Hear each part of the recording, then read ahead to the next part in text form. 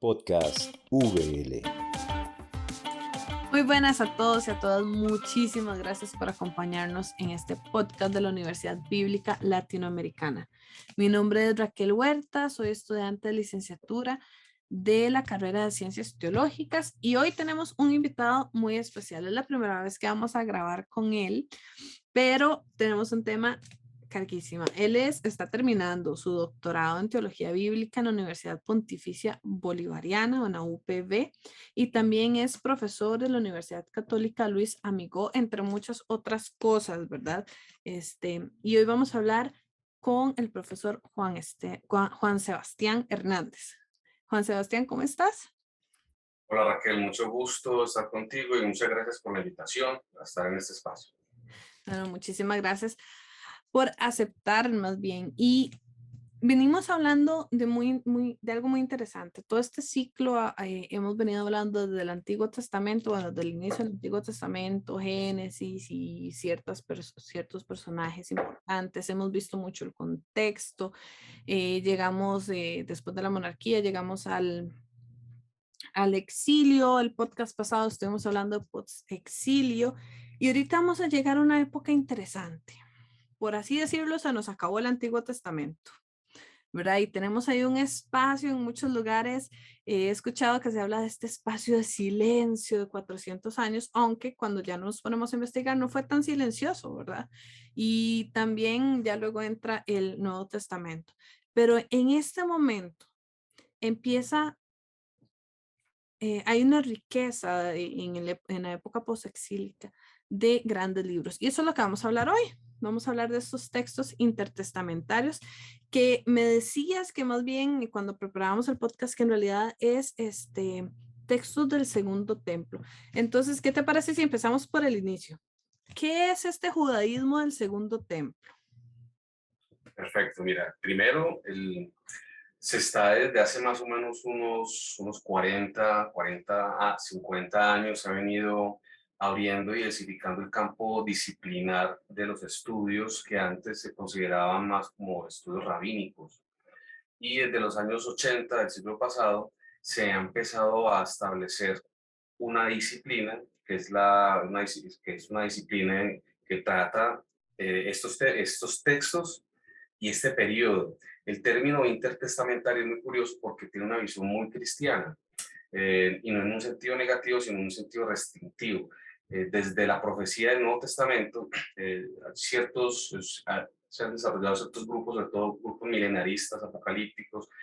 En la Iglesia Católica, que es la iglesia en la que yo pues tengo más, digamos, como más conformación, porque yo soy católico, no se suele hablar al respecto de estos temas de apocalíptica, apocalipsis, dispensacionalismo, escatología, pero en otros grupos y en otros movimientos profesionales cristianos sí. De hecho es, digamos, como el centro más importante o el núcleo más importante, digamos, como no solamente de la doctrina, sino también incluso de la vivencia de las creencias y de la confesión.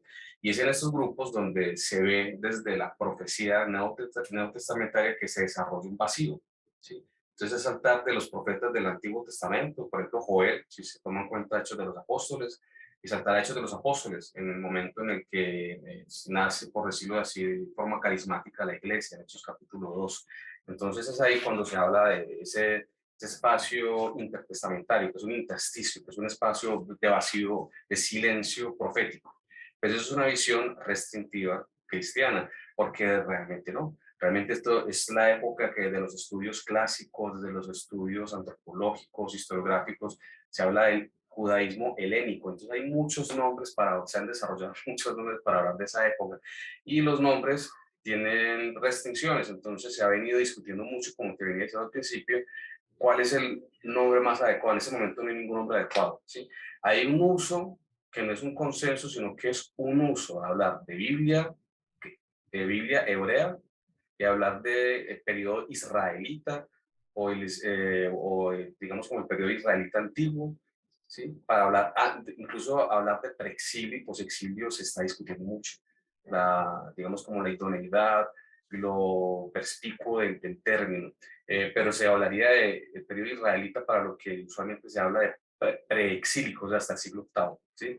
hasta la época precisamente, porque hay una conformación, hay una serie de fenómenos que son de tipo político y social y religioso que son muy importantes, que tienen que ver con el templo y con la configuración de todo el Medio Oriente, que así denominamos ese lugar, el Levante, pues prácticamente, y hay unas transformaciones, y se habla de la transformación de la identidad judía, pero es que el judaísmo se ve más complejo, porque el judaísmo es que una etnia, una identidad religiosa, un corpus literario, entonces hay muchas discusiones, entonces incluso hablar de judaísmo de segundo templo se ve difícil por el término judaísmo. En el siglo XX, a principios del siglo XX, mediados del siglo XX, se venía hablando de, sobre todo en la investigación alemana, se hablaba de judaísmo tardío Ujú. o judaísmo primitivo, ¿sí? Eso también se ha venido reevaluando, ¿sí? Entonces tenemos intertestamentario, judaísmo tardío, se ha venido rehablando. El que ha quedado a lo largo pues incluso de este siglo, estos 20 años 22 años que llevamos de este siglo, es básicamente hablar del judaísmo del segundo templo. Y eso tiene diferentes divisiones. Se habla de la época persa, la época helenista y la época romana. Entonces hay una división ternaria y se habla de judaísmo medio, judaísmo antiguo y judaísmo primitivo.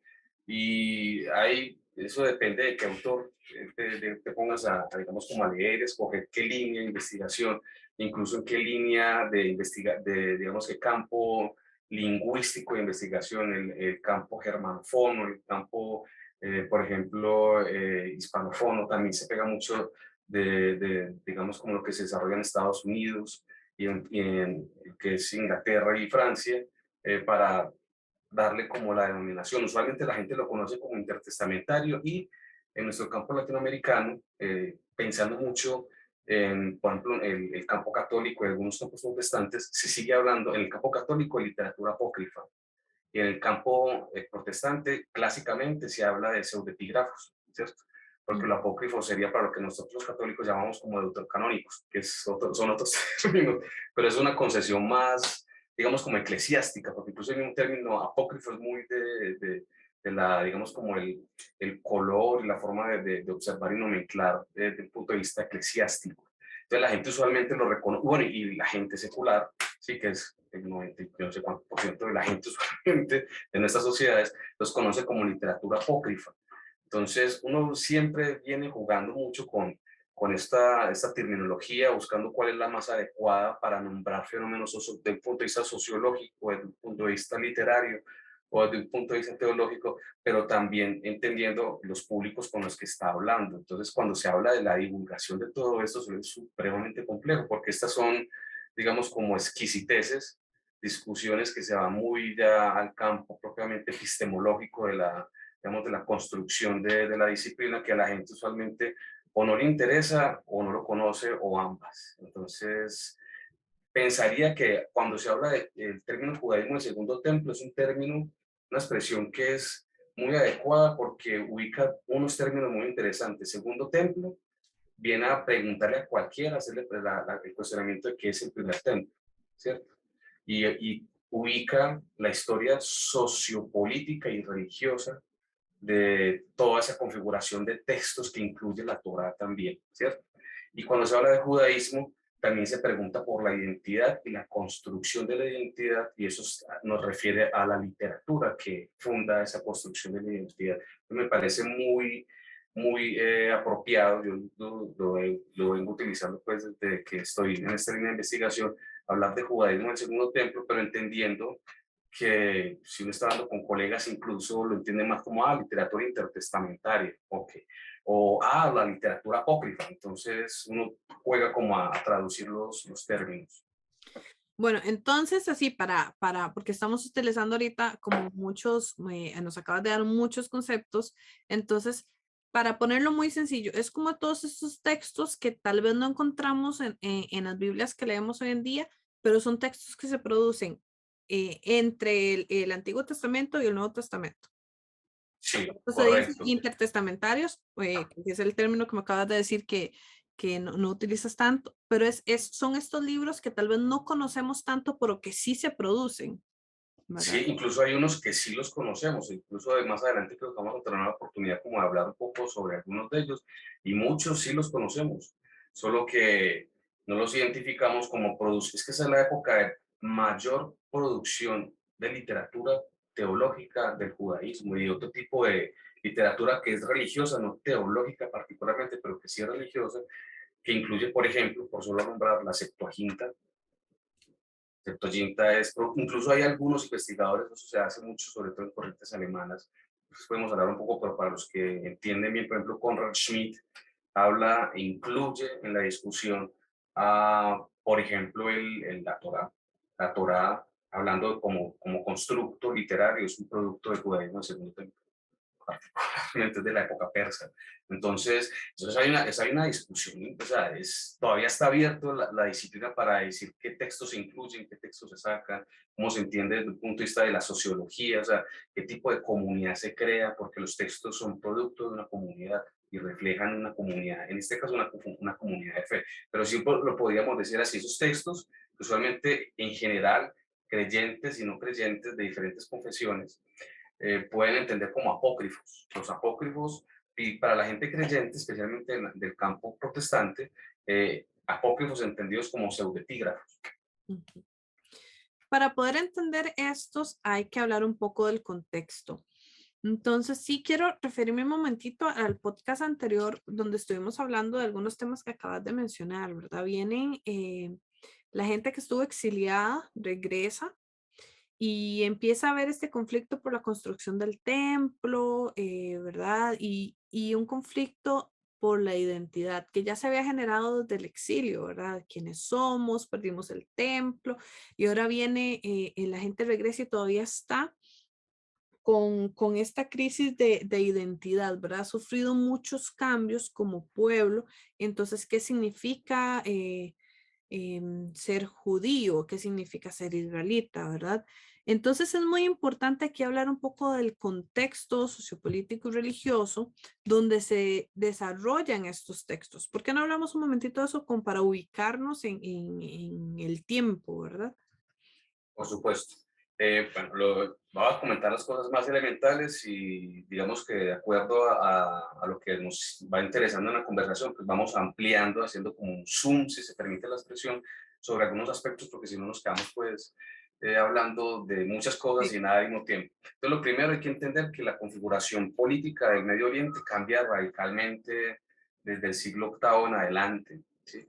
El siglo, para irnos muy atrás, el siglo X es el escenario de la conformación de las primeras grandes potencias imperiales en Medio Oriente y en el mundo. Si bien antes se ha tenido la experiencia, por ejemplo, de Egipto o, por ejemplo, Sumeria, ¿sí?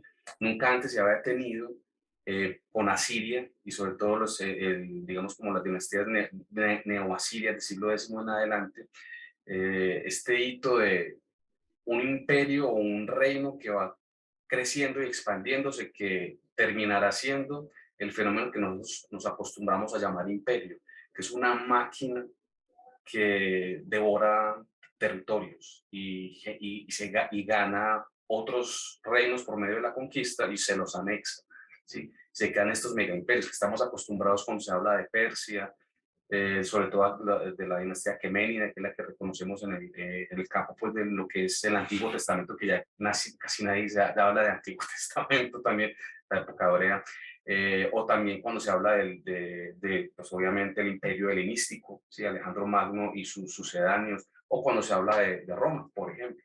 Eso viene con los asirios. Entonces, eso transformó radicalmente la configuración social, o sea, étnica de los pueblos, ¿sí? Y por eso genera una crisis impresionante. Eso se entiende como destierros, como grandes migraciones, procesos migratorios y deconstructivos de las identidades. Los babilonios fueron particularmente, y los asirios fueron muy violentos y fue desde un punto de vista de la disgregación de las identidades. Los persas no. ¿Sí? Los persas permitieron la construcción de las identidades. Por eso, para el campo que estamos hablando nosotros, se ve como algo muy benéfico, incluso los términos del Deutero Isaías, por ejemplo, son de tipo mesiánico, títulos mesiánicos para los reyes persas, porque ellos permiten el regresar, el reconstruir, el reedificar, el unificar. Entonces se da que alojado en como provincia del Imperio Persa, se crea el Estado Templo de Palestina, ¿sí? Y obviamente regido por un sátrapa que es autóctono criollo, Esdras y Nehemías, por ejemplo, ¿sí? O sea, son judíos, pero de las élites que fueron desterradas anteriormente, que regresan, y se empieza un proyecto de unificación, ¿sí? Y es ahí donde viene esta configuración de que se viene llamando judaísmo, construcción de la identidad por medio de la reconstrucción de la memoria, ¿sí? Como proyecto imperial. Entonces, primero hay una construcción, hay una reconstrucción del tejido social y político, es que es entender que es un Estado-templo. O sea, la élite que gobierna es el sacerdocio, ¿sí? Estos son los gobernantes que gobiernan, digamos, por mandato. La Torah incluso es mandada a hacer, ¿sí? Por mandato persa. O sea, hay es famoso edicto imperial en el cual se manda a recoger las tradiciones y a escribirlas en un libro. Es de todo este periodo, ¿sí? Y evidentemente entonces viene un proceso de construcción con otros personajes. Entonces ahí para que podamos entender un poco mejor, es si, por ejemplo, en la época de construcción de la identidad nacional israelita teníamos a un profeta, y los profetas son muy importantes, ¿sí? Y después tenemos los reyes, acá vamos a tener los sacerdotes como personas fundamentales para la construcción del tejido social, de la identidad socio-religiosa, ¿sí? Y obviamente eso genera unos núcleos, unos movimientos y unos encuentros y literaturas. Entonces está los sadoquitas, los hasidim, pero también hay una especie como de grupos que están a los márgenes, que también construyen literatura, y por medio de su literatura, que tiene características de profecía, porque el sacerdocio siempre se ha reconocido con esas características de profecía, de alguna manera hacen la crítica y se oponen al establecimiento de estas hegemonías sacerdotales, ¿sí? Sadoquitas. Un texto típico que nos manifiesta, digamos, entre comillas, la ideología sadoquitas, por ejemplo, el libro del Ben Sira, ¿sí? Clásico de esa ideología. Hay otros textos de esta época que no están en la Biblia, no quedaron en el canon, por tanto quedan como registrados como apócrifos para el resto de los creyentes y no creyentes, como por ejemplo la literatura enóquica, que se opone frontalmente, por dar solamente un ejemplo, que después podemos hablar un poco más sobre eso. Entonces, aquí lo importante es entender que las palabras claves para entender esta reconfiguración en torno a la cual se genera literatura, se genera memoria, se genera identidad religiosa y demás, es Estado-templo. Y eso es el núcleo del judaísmo desde Persia. Pasan los persas, ¿sí? Llegan los griegos, y entonces hay una reconfiguración. Los griegos toman las unidades administrativas, territoriales, las prácticas incluso administrativas de los persas, ¿sí? Tienen otros propósitos, digamos que es una administración que tiene otros objetivos que son muy interesantes y permanece. Entonces, ya no se hace por medio de un rey autóctono, sino que es por medio de, digamos, como dos polos de poder. Egipto, y entonces lo tolemaico por un momento, y después se pasa a los seleucida, o sea, más bien a los sirio, que es muy agresivo, ¿cierto? Entonces ahí se van viendo las diferencias, eso ya por el libro de los macabeos, en el recuento pues, literario que nosotros podemos identificar. Y hay una construcción, ¿sí? Y eso es muy importante, ese momento para la apocalíptica, sobre todo digamos, como la administración seleucida, eso es muy importante. Digamos que genera unas marcas, deja unas improntas en la memoria, en el registro colectivo. El año 168 es fundamental, ya vamos por Daniel, por ejemplo, en ese registro que lo que tenemos todos, pues como la Biblia. Y ya después viene la época romana, 63, llega Pompeyo, supuestamente a dirimir una contienda de lo que viene con los macabeos, que son los que se oponen a los seleucidas y generan un intersticio de gobierno autóctono judío, que es la época de más o menos unos 100 años, pero llega Pompeyo y ya se establece el Imperio Romano, ya estamos en el Nuevo Testamento, ¿sí? Entonces, hay una continuación, ¿sí? Realmente hay una continuación porque el cristianismo, o lo que tenemos, digamos, como las tradiciones y sobre todo las comunidades que nosotros vemos reconocer esas tradiciones que vemos en los evangelios, como por ejemplo Q, como las tradiciones de Juan, ¿sí? Entre otras, lo que vemos ahí son comunidades mesiánicas judías y tienen una construcción de identidad judía. No solamente su lenguaje, no solamente su literatura, sino su forma de ser, el tipo de su identidad. Ahí viene el término judaísmo, judío. ¿Qué significa ser judío? ¿Qué significaba para ellos ser judío? Para nosotros, ese ismo, judaísmo, implica una ideología, implica un asunto también, digamos, como étnico. Para ellos, ¿qué significaba? Muy complicado, porque ese término no está muy bien atestado en los documentos.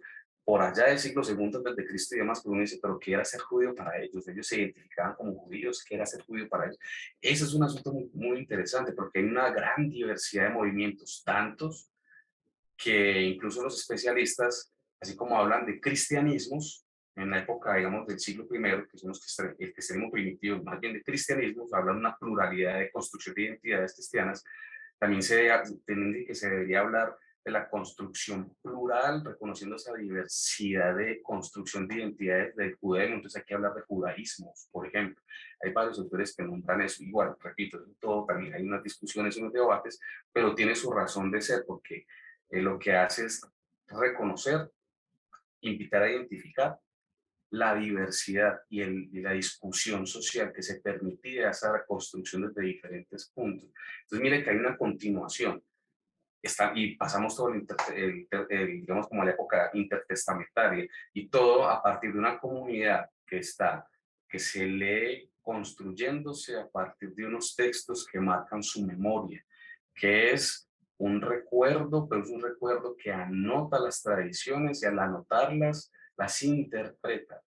Entonces siempre estamos volviendo, y los cristianos nos incluimos, estamos volviendo siempre en una anotación que se vuelve una exégesis, en un tiempo que es una exégesis, una hermenéutica, porque nos habla a nosotros hoy también de cómo construimos nuestra identidad a través de cómo recordamos el pasado, de que el pasado qué dice de nosotros, que cuál es nuestra identidad, qué somos nosotros, qué se espera de nosotros, ¿sí? Cuáles son las virtudes éticas, cuáles son los deberes sociales, qué tipo de persona soy yo, si me llamo judío, me llamo cristiano, me autodenomino de esa manera, ¿sí? Pero también viene precisamente esa construcción como comunidad. Entonces, el término judaísmo, el segundo templo, entendiéndolo como una construcción de Estado-templo, que está marcado por, digamos, como esa dinámica casi dialéctica entre esa construcción de comunidad de fe que está en la sinagoga, que está por fuera, ¿sí? Que está construyendo el templo, pero que está frente a una época persa que es, digamos, benéfica frente a lo que había pasado anteriormente, una época griega con una diversidad y una época romana, que también es bastante, los romanos también fueron bastante tolerantes con la construcción de esa identidad. Ellos estaban interesados en otros asuntos muy diferentes que eran tributarios, pero toleraron la construcción de identidad, la trataron de respetar de acuerdo a esa retícula de administración de los griegos que habían heredado de los persas, ¿sí? Entonces eso es importante tratar como de tenerlo claro, porque yo sé que la gente casi que cree que ¿qué pasó? ¿Qué es el segundo templo? Ah, sí, reconstruyen el templo de Salomón, pero ¿quién gobierna? Ah, sí, la élite sacerdotal, pero ¿qué significa eso? ¿Qué significa ser un estado-templo? ¿Sí? Y por eso lo importante de la destrucción del templo de Jerusalén, se destruye el templo de Jerusalén, el segundo templo, en la época, el templo herodiano, y se acabó el judaísmo. Viene otra fase que es el judaísmo rabínico, que es el misnaico, el talmúdico, etcétera, etcétera. Y eso hay que tenerlo muy claro, o sea, se acaba el segundo templo y ese es el ombligo de la construcción de identidad, pero eso también es el centro de, digamos, de, de gravitación de lo que es la sociedad como tal. Ya no son, o sea, si no hay templos, ya no son comunidad, entonces hasta luego, se acabó. O sea, a nosotros como cristianos nos queda como anécdota, como algo triste, algunos que se sensibilizan mucho con la destrucción del segundo templo. Para ellos fue, como lo notaron, el fin del mundo, literalmente. Para ellos fue el fin del mundo, el 70, después de Cristo. Bueno, muchas gracias, profesor. Y como usted mismo nos ha dicho, es muy importante entender este contexto porque está esta formación de identidad, ¿verdad? Ya el templo, ahorita que usted mencionó el segundo templo, el templo es destruido dos veces. La primera vez también genera esta crisis de identidad que ya la vimos, y esta otra que usted nos acaba de mencionar, ya estamos hablando del año 70 después de Cristo, ¿verdad? Que entonces donde crea esta otra crisis. Pero entonces, en medio de esta situación, en medio de todas estas conquistas que recibe el pueblo de Israel, ¿verdad? Vimos que, bueno, un reino es destruido por Asiria, el otro es llevado a Babilonia, regresan gracias a que Babilonia es conquistada por Persia. Entonces, viene Persia y les permite crear, desarrollar un poco más su identidad, y como usted nos acaba de decir, ordena el que se empiecen a escribir cosas, ¿verdad? Entre ellos usted nos acaba de mencionar la Torá. Y aquí después de esto ya pasa el poder a Grecia, ¿verdad? Y luego a Roma, ¿verdad? Entonces, en esta época se crean mucha literatura. De hecho, le mencionamos un poquitito en el podcast pasado. Pero aquí vamos a hablar de alguna. Y un término que usted acaba de decir es la apocalíptica. Y antes de hablar de esta literatura, a mí me gustaría que definiéramos qué es apocalíptica, porque es un término que muchas personas no conocen. Conocemos que es una poesía, que es un cuento, que es una novela, pero la apocalíptica, de hecho, una vez hablé con alguien y me dijo, apocalíptica, ¿qué es eso? Suena apocalipsis. Y sí, va muy relacionado, ¿verdad? Pero es el género literario. Entonces, ¿cómo podemos definir apocalíptica? Y tal vez empecemos hablando de qué tipo de apocalíptica se desarrolla en ese periodo. Ah, no, perfecto, está muy bien. El término hace alusiones a la literatura, habla de libros. Cuando se dice apocalíptica, apocalíptica es un adjetivo en español, ¿cierto? Hay que partir de apocalipsis, es un sustantivo.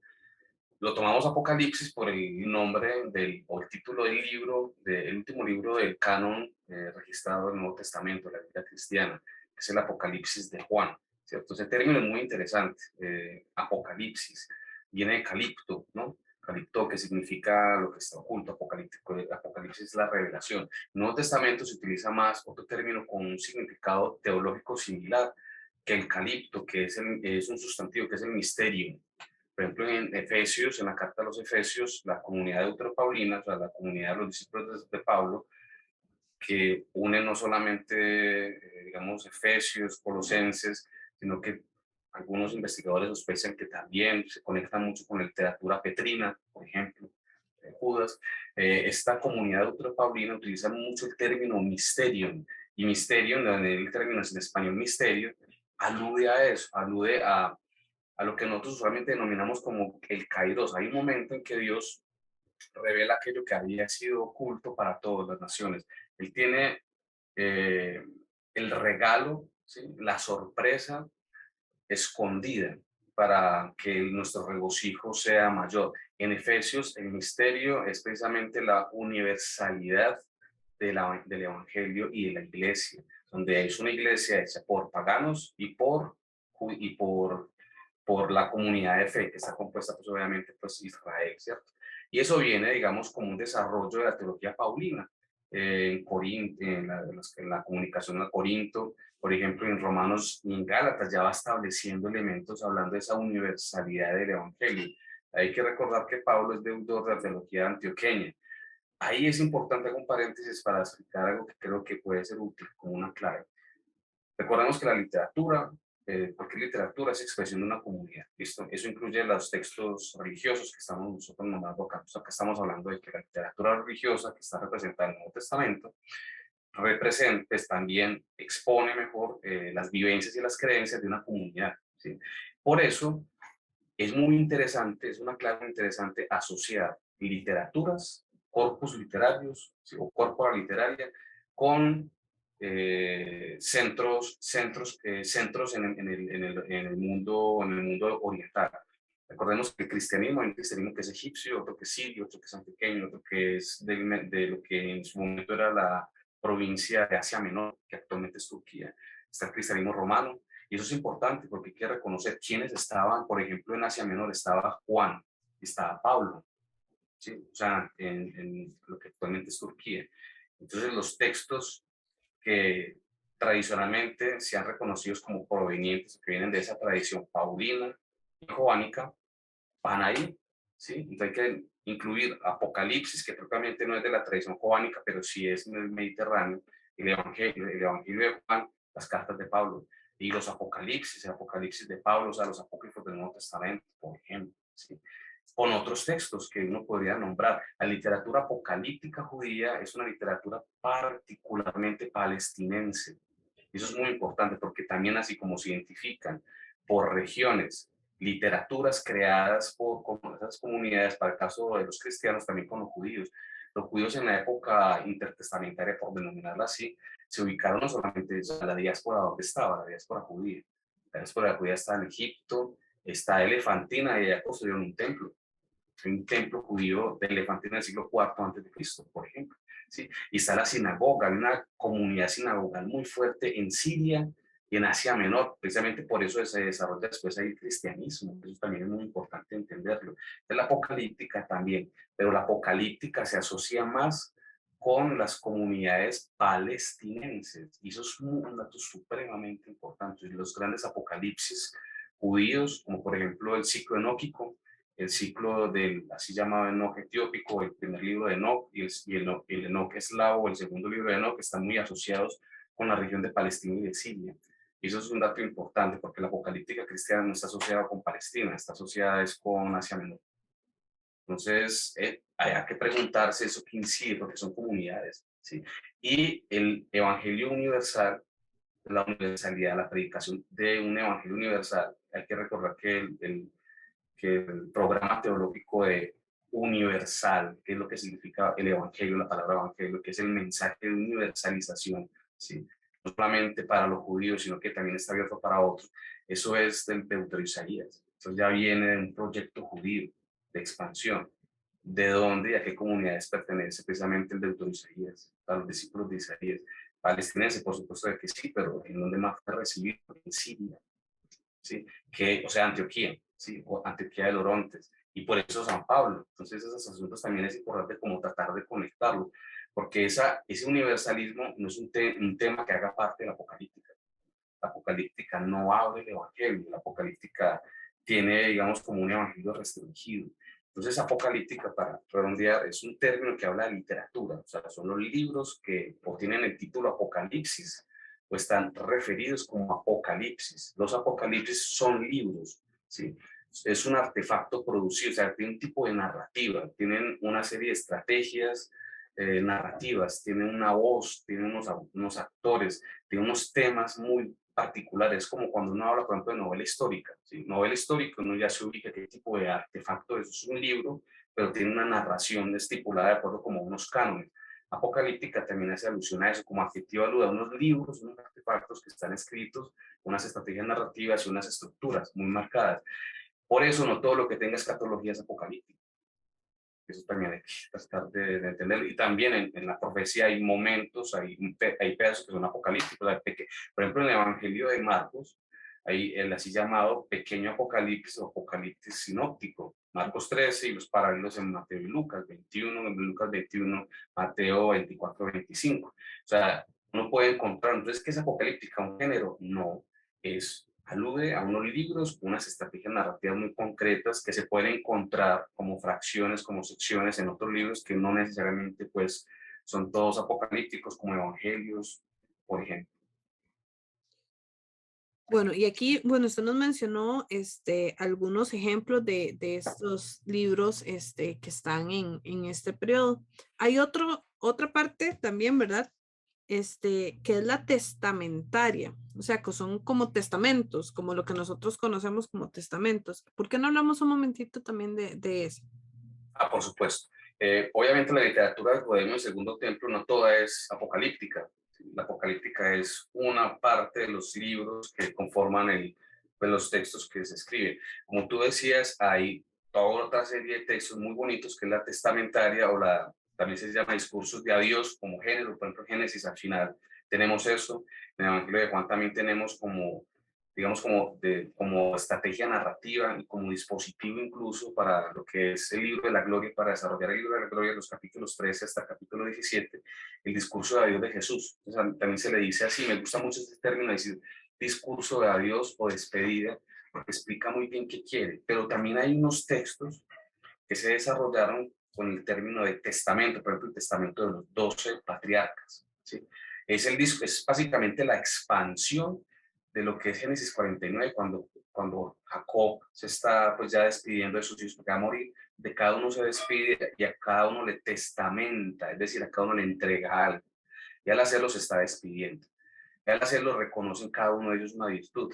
Eso se pasa después a una colección de libros, que todas se recopilan. Pasa con este texto de los testamentos de los 12 patriarcas, lo que pasó con, se me va a olvidar acá el término con que iba a comparar, con el dodecaprofetón, ¿sí? Los judíos lo guardaron todo en un libro, los 12 profetas, ¿sí? Pero nosotros los llamamos así los 12 profetas, el dodecaprofetón, pues por el término en griego.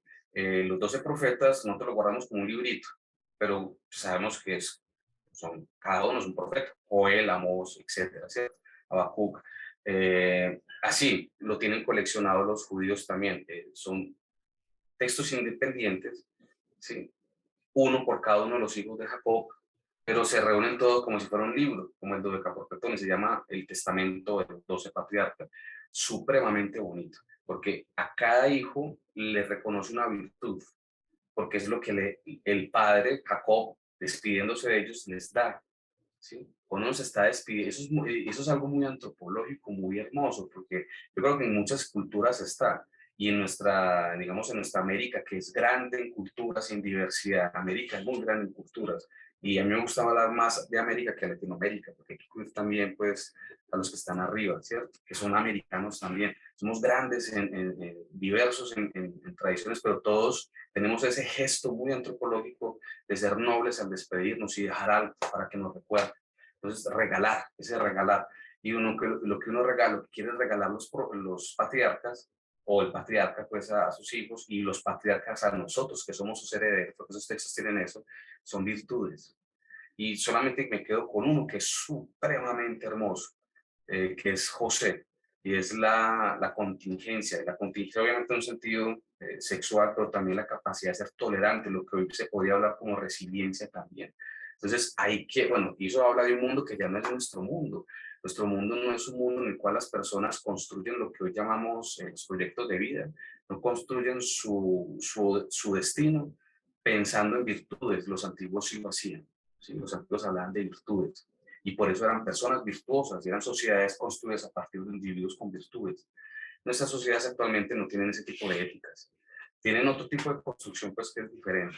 Estos textos nos remiten a un mundo de virtudes, a un mundo que es interesantísimo, un mundo como por ejemplo el de la literatura fantástica. Mira tú por ejemplo los escritos de C.S. Lewis o los de Tolkien, por ejemplo. Esos son mundos heroicos donde hay nobleza en las acciones de los personajes están ennoblecidos, ¿sí? Están virtualizados o desvirtuados por sus acciones, por supuesto, porque también con las virtudes también evidentemente es a su contrario, ¿cierto?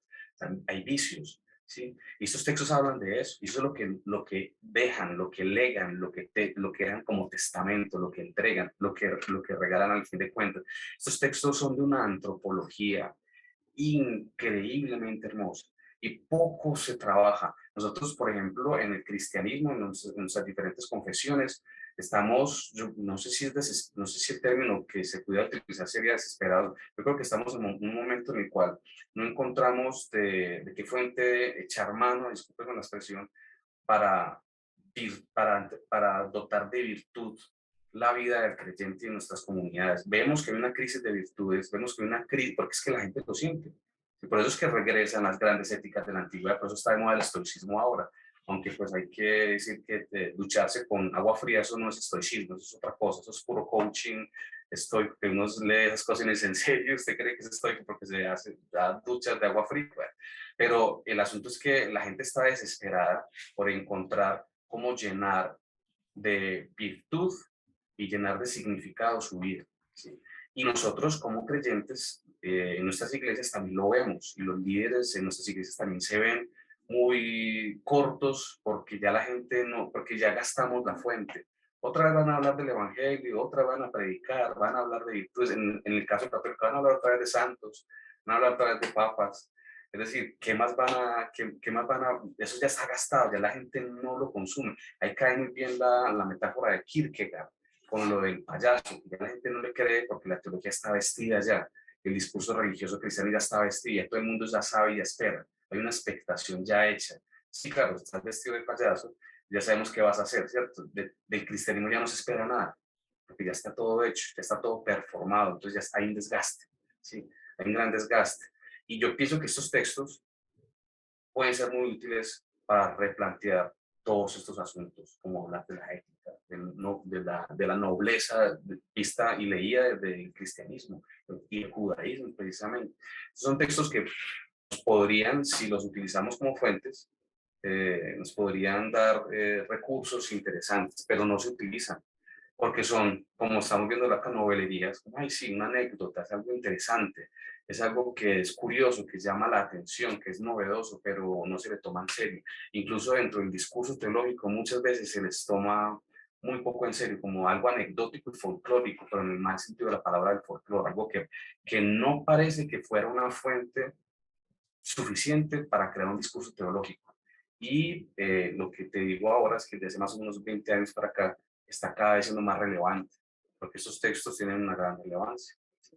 Poco a poco esta disciplina va creciendo más, va creando un estatuto epistemológico más robusto, que va siendo tenida más en cuenta en diferentes campos académicos. En América Latina todavía estamos un poco rezagados al respecto, eso ya se está haciendo en otros lados también. La Academia Norteamericana, la Academia Europea cada vez lo va tomando y replanteando. Hoy, por ejemplo, yo no sé cómo toma la gente conferencias, por ejemplo, de Harvard, Oxford, cuando comparan la comparación de demonología con ciencia ficción. Quedan como, yo he visto la reacción de que quedan como, eso sí se puede, sí, claro, es que la literatura fantástica tiene categorías que permiten al menos, digamos, como el diálogo con la literatura apocalíptica, sí, con este tipo de literaturas, creo que se puede, por supuesto que sí, ¿por qué no? ¿Cierto? Tienen unas construcciones de mundos similares, imaginarios y bestiarios, estrategias narrativas muy similares, ¿sí? Entonces, es decir, eso poco a poco va tomando más espacio, va adquiriendo, se va posicionando socialmente, pero es poco a poco. En América Latina todavía nos hace falta recorrer ciertas partes. Bueno, ya hablamos un momentito de la apocalíptica. Es que por tiempo voy a tener que avanzar un poquitito, pero entonces hablamos de apocalíptica, Testamentaria. testamentaria, y ahorita voy a preguntarte dos al mismo tiempo porque nos estamos quedando sin tiempo y está muy interesante el tema y hay una parte final que sí me gustaría que trabajáramos bastante. Nos quedan dos, que sería la historia y leyenda, ¿verdad? Y también luego está la otra, que esos son muy diferentes, que es la sapiencial y la filosófica, Claro que ¿verdad? sí. Creo que sí, lo comento más rápido. Entonces, mire, con la historia y la leyenda, que es, digamos, como otro corpus supremamente interesante, tenemos, algunos reconocemos a Josefo, ¿sí? A Flavio Josefo, sus antigüedades judaicas y los otros textos que hemos escuchado, sobre todo más en el campo teológico. Los que tienen cierta formación teológica han escuchado más, ¿cierto? Y los que tienen de pronto un cultivo de su cultura también están familiarizados con el término, pues con el nombre de Flavio Josefo, pero también está la Carta Aristeas, sí, que es un texto muy interesante. Algunos también en teología, sí, claro, de donde viene la leyenda de la Septuaginta, sí, pero tiene mucho más. Está una novela supremamente hermosa, deliciosa, así como por ejemplo el libro de Jonás es una novela hermosísima y deliciosa, casi una picardesca.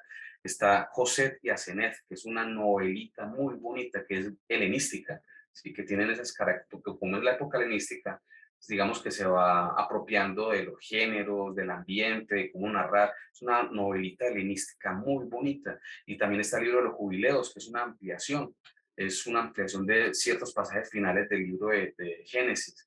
Es un texto que siempre se ha asociado más con incluso hasta con lo esotérico. Me ha parecido curioso ver cómo esa asociación de lo extraño que es ese texto dentro de la cultura cristiana se asocia más con lo esotérico y no tiene nada que ver con lo esotérico. El libro de los jubileos es una ampliación de tipo novelesco sobre ciertos aspectos narrativos que se van, los ciertos ciclos narrativos que se fueron contando en el libro de Génesis, especialmente parte de Éxodo.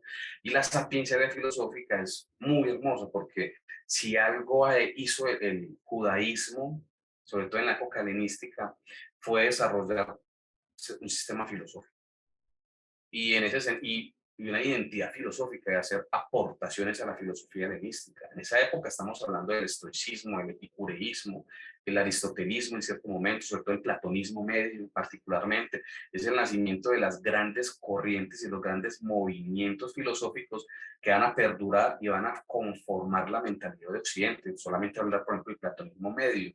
El epicureísmo cada rato está resurgiendo y cada vez que resurge renueva el repertorio del pensamiento occidental y al hacerlo la sociedad occidental. Y junto con ellos, los filósofos judíos pensaban su identidad judía dialogando en contraste, casi que en oposición con ellos, cercanos al, sobre todo, es muy curioso, tanto al estoicismo, que es más normal porque tenemos una cosmovisión, una visión del mundo y una visión teológica muy similar al estoicismo también, pero también con el epicureísmo. Tuvimos muchos filósofos judíos epicúreos, muchos, no solamente estoicos, muchos que conozcan, por ejemplo, a Filón de Alejandría. Incluso, mira, Filón de Alejandría fue rescatado por el interés que el cristianismo tuvo en él, no por el interés que tuvo el judaísmo. Si hubiera sido por el judaísmo, se pierde. Los que han rescatado, los que transmitieron, los que escribieron, los que copiaron los textos, los que comentaban los textos eran cristianos, de Filón de Alejandría. Y es un autor muy importante que hace un asunto que después los padres de la iglesia van a hacer, que es ese diálogo intercultural, transcultural, metacultural, como lo queramos nombrar, ese diálogo con la cultura helenista, de no solamente poner en el mismo plano de, digamos, de platonismo medio al discurso teológico, en este caso cristiano, en el caso Filón de Alejandría, pues judío, sino realmente es un interlocutor que dialoga y piensa las categorías metafísicas, no solamente éticas, también metafísicas que la tienen. Entonces, es una época en que se van desarrollando textos, pero hay textos que no son tan conocidos, como los de Pablo, por ejemplo, el de Ajicar, Cuarta de Macabeos, y para mi sorpresa, un texto apocalíptico. Pues mi sorpresa es porque cuando lo vine estudiando hay una parte, que es no son todos los textos, pero hay unos capítulos del Apocalipsis de Abraham, que es el texto que, a mi juicio, más seriamente tiene una reflexión metafísica sobre la idolatría. Por ahí estoy escribiendo un libro que estoy esperando que me lo publiquen el próximo año, hablando sobre eso, desde el libro del Apocalipsis de Abraham. Y es una discusión metafísica, o sea, es en serio, ontológica, es digamos, un análisis ontológico de qué es un ídolo, ¿sí? En el fondo, ¿qué es un ídolo? No solamente lo que hemos escuchado pues, de la sinagoga, que la idolatría es un culto a los demonios, porque los demonios se hacen pasar por dioses para engañar a los paganos, que es, digamos, como el discurso tradicional que lo hemos escuchado por Pablo en el cristianismo, sino que va más allá y se lo toma en serio y pasa por fases. Es decir, ese texto es interesante y muy poco conocido. De hecho, la apocalíptica y en general la literatura que estamos comentando acá, que es de judaísmo, es un texto muy poco conocida, incluso, pues uno dice, en general, pues se entiende, obvio, ¿sí? Por el predominio del canon en la construcción de la identidad de los pueblos latinoamericanos. Eso no es ningún problema entenderlo así, pero es curioso porque ni siquiera dentro del ambiente teológico, los teólogos tampoco lo conocen mucho. Son textos que son desconocidos en el ambiente teológico, por teólogos y teólogas. Entonces uno dice, ahí sí, hay que llamar la atención, ¿cierto? Pues sería interesante darle un vistazo y incluso planteárselo a nivel de reforma curricular de la teología, cómo estamos haciendo teología, cuáles son las fuentes de la teología, qué textos estamos nosotros aproximando en la formación de los teólogos y las teólogas en nuestras universidades, facultades y seminarios. Bueno, muy interesante el todo, el conjunto, ¿no? Es que lo estoy tratando de visualizar y son textos sumamente distintos, pero a la vez muy ricos según todo lo que nos cuentas, ¿verdad? No conozco todos, de hecho conocía de toda la lista que tengo acá, conocía algunos nada más, o por lo menos he escuchado mencionar. algunos, me he leído muy pocos, pero me parece muy interesante y como que hay que darse a la tarea de leerlos y conocerlos. Y esto me lleva al siguiente punto, porque hubo un descubrimiento que cambió mucho la percepción de los textos bíblicos y fueron los textos que se encontraron, los rollos que se encontraron en Qumran. Y esto cambia y tiene un significado muy fuerte para los estudios bíblicos, porque no solo nos daban un poco más de contexto, sino que nos dieron muchísima más información y mucha más literatura de la que conocía. Entonces, no nos va a dar tiempo como de abordarlo mucho, pero por lo menos hablemos un momentito del impacto que este descubrimiento tiene. Y pasamos a una pregunta que me parece muy interesante que te tengo que hacer. Entonces, hablemos un momentito de Conrad. Bueno, perfecto. Sobre Qumran se puede hablar, hay cursos de semestres, literalmente, posgrado. Sí, yo he dado algunos, por ejemplo, pero no, simplemente mira, Qumran junto con, es que Qumran junto con Nag Hammadi, junto con Rash, los descubrimientos de Ugarit, más conocidos como Ugarit, son descubrimientos que son más o menos contemporáneos, son del siglo XX, se dieron más o menos por la misma época, por ejemplo, Nag Hammadi con Qumran, más o menos de la década del 40-50, y hay que recordar qué fase del mundo estamos pasando nosotros, o sea, estamos pasando por las guerras mundiales, ¿sí? Y Qumran tiene, la arqueología del Levante tiene mucho que ver con la política, y eso es otro tema, o sea, eso solo de la política, de la arqueología oriental, eso es un tema, pero esos descubrimientos posibilitaron tener un recurso a una ampliación de la biblioteca teológica. Entonces, un teólogo, una teóloga usualmente tiene más o menos, dependiendo de su confesión, tiene, digamos, como recurso a una biblioteca limitada de libros, ¿sí? Para hablar de las fuentes de la revelación, de donde se construye epistemológicamente el saber teológico, ¿cierto? Pero con incluso las categorías como canon, inspiración, empezaron a ser cuestionadas, empezaron a ser al menos cuestionadas en el sentido de ampliadas y discutidas nuevamente. Porque Qumran, por ejemplo, un dato que un poco se analiza es que muestra que en el siglo primero de nuestra era, en Palestina, sí, Palestina, canon, Palestina, teníamos otro tipo de canon muy diverso, porque incluía literatura que nosotros no tenemos incluida, como por ejemplo Enoch, que es muy importante, el ciclo Enoch. Esa biblioteca, porque Qumran más o menos nos permite introducir 900, entre los autores que les preguntes van a decir entre 900 a 950 libros, recuperando los fragmentos, porque son muchísimos fragmentos, ¿sí? Más o menos en una biblioteca de 900 a 950 títulos, libros. Esa es una de las más grandes bibliotecas de la antigüedad, además, junto también con la de Nag Hammadi, ¿sí? Que no registra tantos libros numéricamente, pero también amplió mucho y permite hablar del cristianismo del segundo y tercer siglo, el gnosticismo, el maniqueísmo, etcétera. Nos permite hablar de un judaísmo diverso, que es Qumran. Y obviamente suscitó mucho debate, mucho conflicto, mucho misticismo, ¿sí? Que como se demoraron tanto para la publicación definitiva de los textos de la Sedicio Princeps, todos los textos críticos, por diferentes problemas que no tienen nada de misticismo, pero después podemos hablar sobre eso. Entonces, cuando por fin estuvo todo digamos, como el archivo, el fondo textual, más o menos a la década de los 90 para acá, empieza a avivarse muchísimo y a ampliarse muchísimo los campos de investigación bíblica referidos con este campo disciplinar que te estoy comentando, que es el del judaísmo en segundo templo, ¿sí? De la época helenística, romana también, grecolatina. Y eso nos permitió incluir en el repertorio, por ejemplo, para los biblistas, que cuando uno ya empieza a estudiar un fenómeno o un concepto o un problema particular, ya no solamente hace referencia a la Biblia cristiana, su referencia intertextual con la Biblia hebrea, de cómo leen los autores neotestamentarios la Biblia hebrea, cómo la traducen, cómo la interpretan, cómo la reciben, sino también hay que pasar por Qumran, literalmente.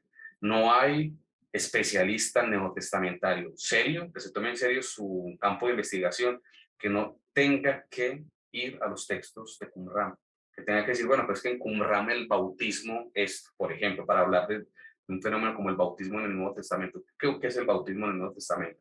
Bueno, pronto hay que pasar por Qumran. Eso viene de textos, tesis, comentarios. Mira lo viejo, 1960, hablando por ejemplo de Raymond Brown, que es un autor católico muy conocido en el ámbito incluso académico protestante. Raymond Brown, él ya venía trabajando con Albright, todo eso, ¿cierto? Y digamos como toda la escuela que se hace de la Azor en Medio Oriente, o Fitzmyer, que es otro también, todos ellos, entonces se genera incluso hasta un pequeño cliché que se ve hasta un fetiche, que si uno no llena con citas, porque uno a veces ve que es casi como llenar con citas, que esa es la forma, digamos, procedimental, no pensada, no rumiada, me perdonen la expresión, de un biblista, que hay que llenar con citas un estudio. Entonces, hasta eso, hay que llenar con citas de comprar, hay que conocerlo. ¿Y eso qué quiere decir? Que nuestra formación como biblistas, ¿sí? Además de tener un reconocimiento profundo, lo más profundo posible de la biblioteca cristiana, o sea, del Nuevo Testamento, también hay que tener un reconocimiento profundo de la biblioteca de Qumran, literal. Hay que sumergirse en ese campo de investigación y estudiar. Y poco a poco se va reconociendo más. Repito, la Academia Latinoamericana se va quedando rezagada, ¿cierto? Con respecto, digamos, como a otros ámbitos académicos de investigación, otros centros de investigación, pero eso se hace todo el tiempo y hay que al menos reconocerlo y nombrarlo. Eso es lo que tiene ese significado Qumran, que nos amplía el fondo del archivo con el cual cuenta la reflexión teológica para hacer sus trabajos y desarrollar sus reflexiones y sus tratados. Bueno, profesor Juan Sebastián, muchísimas gracias por hablarnos un poquitito de todos estos temas. Para terminar, tengo una pregunta interesante, y es cómo se ha recibido esta literatura. Ya usted me lo mencionó un poco con el tema de Qumran, ¿verdad? ¿Cómo ha sido recibida esta literatura? Porque nosotros la estamos consumiendo sin darnos cuenta. O sea, hay muchas cosas que están inspiradas en estos textos, y en este caso estoy pensando en películas, ¿verdad? Y nosotros no nos damos cuenta que es que vienen de esta literatura. Entonces, ¿cómo está siendo esta literatura? ¿Cómo está siendo recibida? Y no sé si nos puede dar algún ejemplo, así como mencionar algún ejemplo, aparte de películas donde podamos ver alguna muestra de esta literatura. Por supuesto que sí. Eh, el cine de ciencia ficción se ha nutrido, habría que investigarlo bien, hasta qué punto es un contacto directo, consciente, o simplemente es por referencias que han quedado dormidas en el Nuevo Testamento, que el inconsciente colectivo llegan a los cineastas, a los escritores contemporáneos, pero nosotros estamos nutridos, el bestiario, por ejemplo, solo hablar de la ciencia ficción, el bestiario que aparece en la ciencia ficción tiene mucho que ver con el bestiario que aparece en la literatura apocalíptica. Y hay momentos, como por ejemplo la película Noé del 2014, que aparecía, se me olvida el nombre de este actor. Hopkins, creo que es. Está él, pero bueno, Y hay Emma otro. Watson. Ujú. Sí, correcto. Y bueno, que está inspirado en varios textos, como por ejemplo, es curioso, uno pensaría que el primer libro de Enoch, no, porque los gigantes que aparecen ahí no son esos monstruos de piedra, digamos, ahí hay unas concesiones literarias bastante amplias.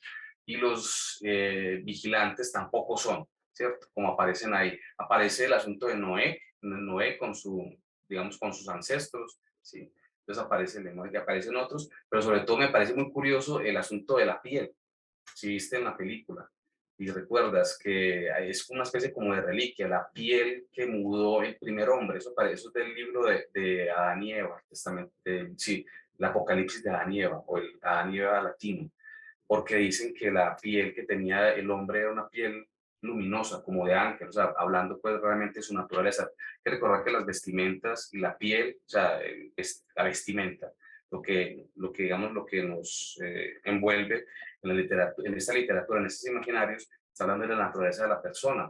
Y miren que eso es un tema típico apocalíptico y aparece, por ejemplo, aparece en todas partes del Nuevo Testamento cuando hablan, revístanse de Cristo. Sí, está hablando de o sea, vuélvanse de la misma naturaleza de Jesús. Para hablarlo en categorías de ciencia ficción, estamos hablando de tengan una mutación, sus genes, su genética, muten en Jesús. ¿Sí?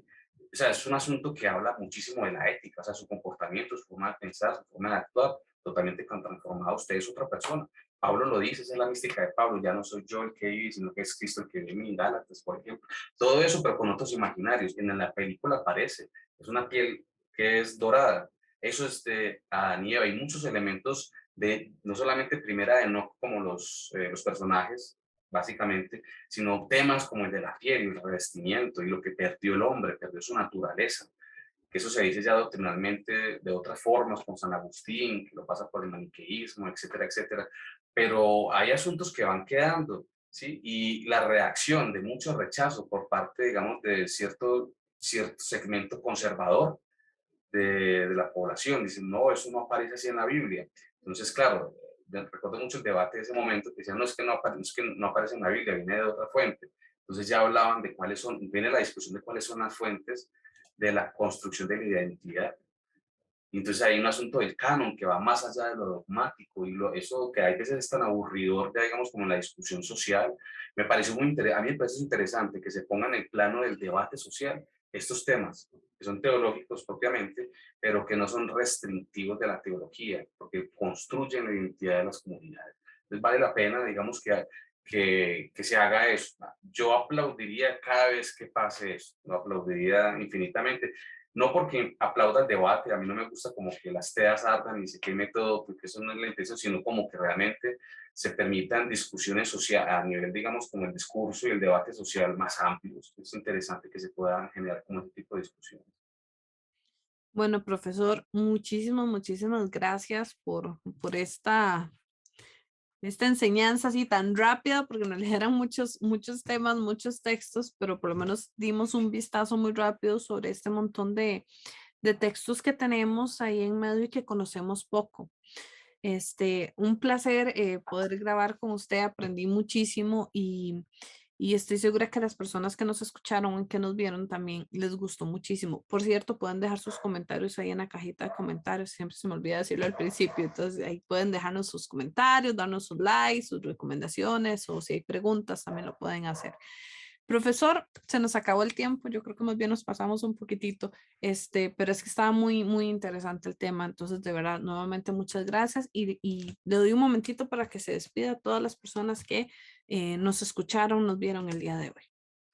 Raquel, a ti agradecerte nuevamente por la invitación y a todos los que nos están escuchando, que se toman el tiempo de escuchar digamos, como este tipo de discusiones. Esperaría, y es la invitación que les hago a simplemente, hasta por curiosidad, ir a investigar. Esos textos están. Obviamente con el velo apócrifo está el asunto de que están ocultos siempre, que están escondidos, que no, eso está, se pueden encontrar, están en las bibliotecas de los seminarios, de las facultades de teología, incluso bibliotecas públicas. Es ir, leerlo con interés.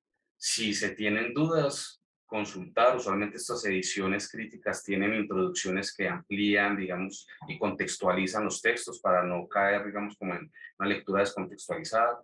E incluso hasta ese fanatismo de divulgación por novedad editorial, se permiten ciertas cosas. No, es sin miedo ir a consultarlos porque también son fuentes, fueron fuentes donde se depositaron las creencias, las costumbres, las cosmovisiones de cristianos y en este caso de judíos, ¿sí? Y vale la pena buscarlos, interesarse. En las universidades usualmente se está constantemente haciendo invitaciones a momentos en los que se discuten y se amplían un poco este tipo digamos, como de textos y se pueden ir retrotrayendo, preguntar, ¿sí? Buscar, indagar, eso es un asunto muy interesante. Entonces la invitación a abrirse a otras literaturas con la curiosidad y también pues como con el rigor propio que estas literaturas exigen. Bueno, muchísimas gracias, profesor, y a todas y a todos los que nos vieron, nos escucharon. Muchísimas gracias por acompañarnos al día de hoy. Les acompañó Raquel Huertas con el profesor Juan Sebastián Hernández desde Colombia. Muchísimas gracias y nos vemos en una próxima.